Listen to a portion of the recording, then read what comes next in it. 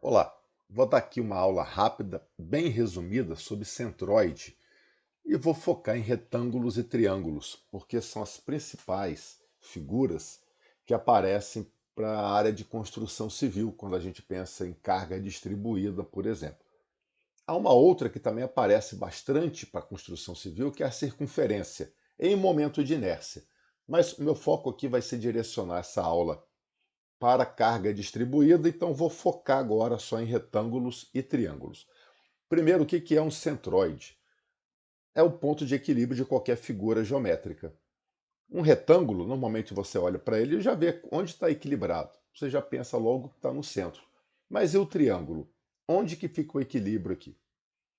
Quando- O centroide, como eu disse, vale para qualquer figura geométrica.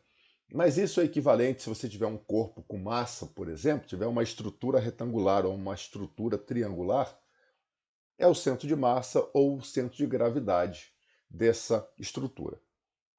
Então agora vamos ver como que a gente chega lá. Esses cálculos normalmente são realizados por cálculos integrais, né? Mas aqui eu vou fazer pura demonstração geométrica para a gente ir direto para o ponto. No caso de um retângulo, eu vou ligar os vértices opostos por meio de retas, está vendo? Olha, liguei. Esse ponto onde as duas retas se encontram é o ponto de equilíbrio. Aqui é o centroide, ou o centro de massa, ou o centro de gravidade dessa estrutura.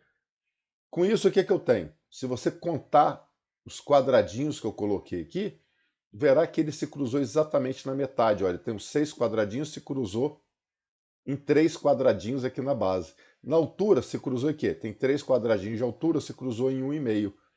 Então a gente percebe que os centroides do retângulo estão em x na metade da base e em y na metade da altura. Estou usando essa barrinha aqui em cima da letra para dizer que isso aqui representa o centroide, ou que representa o centro, por exemplo, ou o ponto de equilíbrio. Uma outra coisa que é necessária nesses cálculos é saber a área da figura. Então aqui é a área do retângulo, porque área o que é? A área nada mais é do que o cálculo da integral. Se eu faço a integral de uma figura que é um retângulo, basta calcular a área dessa figura. Tá? Algo bem tranquilo.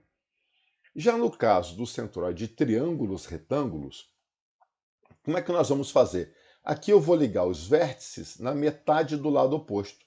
Tá vendo? Olha, e farei isso para todos os vértices. Esse outro aqui e agora o último. Percebe? Eles se cruzam nesse ponto. Esse ponto onde eles se cruzaram é o centroide. E como é que eu vou verificar? Se você olhar aqui, a base tem 9 quadradinhos. Eles se cruzaram no terceiro. Na altura tem 3 quadradinhos. Se cruzou no primeiro. Então eu tenho que, a minha divisão foi, aqui eu tenho 3 quadradinhos de um total de 9, ou seja, um terço. E do lado de cá tem 6 quadradinhos de um total de 9, ou seja, 2 terços. 6 dividido por 9 vai dar 2 terços. E a mesma coisa aqui. 3 quadradinhos é o total. Ele cruzou aqui embaixo com um quadradinho de 3, ou seja, um terço. E aqui em cima, 2 quadradinhos de 3, ou seja, 2 terços. Essa é a divisão. E a gente diz que o centroide do triângulo retângulo é em x, um terço da base, em y, um terço da altura. A outra coisa que precisa saber para cálculos, né, de carga distribuída e depois também de momento de inércia é a área do triângulo, que é base vezes a altura sobre 2.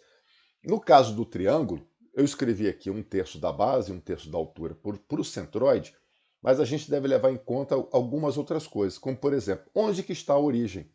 Se eu coloco minha origem nesse ponto e eu vou medir tudo a partir da origem, olha, da origem até o centroide, vai dar quanto? Esse sim deu um terço. Da origem para o centroide em y, deu um terço também. Ok? Tira um print e anota isso aqui com bastante cuidado. Agora eu vou colocar a origem do outro lado. Qual vai ser a distância dessa origem, que é do ângulo agudo, até o centroide? Essa distância é 2 terços. Ah, e se eu quero medir em y? Aí é um terço apenas, tá vendo? Porque ó, da origem para aquele ponto ali, andou apenas um terço. E vou dar aqui a última variação possível, no caso do triângulo, que é colocando a origem aqui em cima. Lembrando que esse triângulo pode aparecer girado de qualquer forma, tá bom? Mas o importante é que você identifique onde, a partir de onde está a origem e que meça essa distância. Agora, dessa origem Para o meu centroide Y, andei quanto? 2/3. Dessa origem para o meu centroide em X, que é onde está cruzando aqui, andei quanto? 1/3.